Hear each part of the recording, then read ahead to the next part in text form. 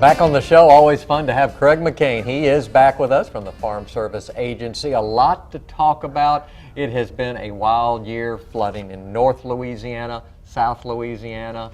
It's really impacted agriculture in this state. Absolutely. You know, I've said this before, whether it be on your show or whether it be on Jam. You know, I feel a little bit like a weatherman because every month we're talking about the weather. Right. Okay, and it's very seldom when we're not talking about weather, we're talking about commodity prices.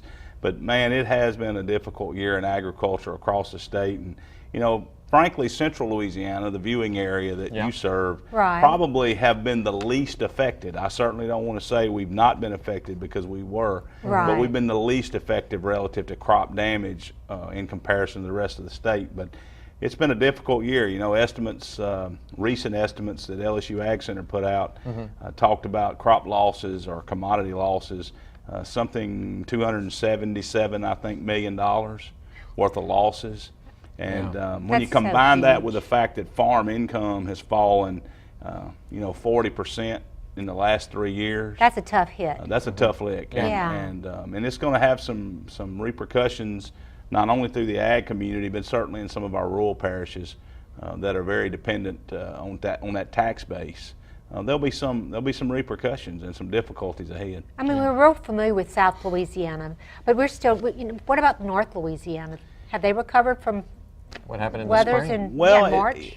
Yes, the answer is yes and no. Okay. Yes, the crops were a little later up there because of the flooding, and they had some increased cost up front where maybe they had to replant crops multiple times in order to obtain their stand, and certainly that made them later. Well, the problem was that when we had this flooding event in South Louisiana, we were having daily showers in North Louisiana, not flooding, but daily showers. So we had very moist ground, very high humidities, and high daytime and nighttime temperatures.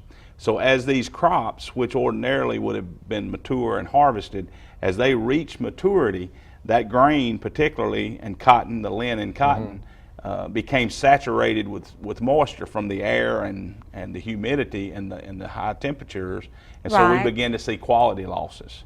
So, you know, we have pretty good crop yields in terms of quantity, but what we're seeing in the northern parishes now are crop losses, are price losses relative to quality, and to the farmer, whether it's quantity or quality, it's money. It is either way. So, you know, we're seeing difficulty all over the state. Okay. As we head into the fall, what can we expect? You know, cooler weather just around the corner, hopefully. You know, honestly, I looked at the forecast this morning on my KALB app, and I saw 10 days of 20% or below rainfall chances and sunshine. That's what we need. And cooler temperatures. And frankly, that is the perfect scenario for harvest. You want cool nights especially. You want dry days. The humidity goes down. Farmers are able to get in the field earlier. They're able to stay later. It maximizes harvest. You know, one thing that I'd say about the southern part of the viewing area, just to remind everybody that, you know, our sugarcane harvest has just started, frankly, this week in terms of quantity. So they're going to start seeing a lot of trucks on the road. They're going to begin to see a lot of trailers of Oils, Evangel, and Rapides parishes. Just be cognizant that those vehicles are loaded and they're moving slower than normal, and we want to avoid any accidents or any diffiforties. But loaded down 18-wheelers with produce is a good sign. It's a good sign for farmers. Lots of them is a good sign for farmers. All right, Craig, thanks for dropping by. Hey, thank you. You're a busy guy these days, I know. We have been since the flood. I feel a little like Noah. Thank you for joining us today. Thank you, Craig. More to come. We're going to tell you about a breast cancer survivors luncheon that's coming up. Stay with us.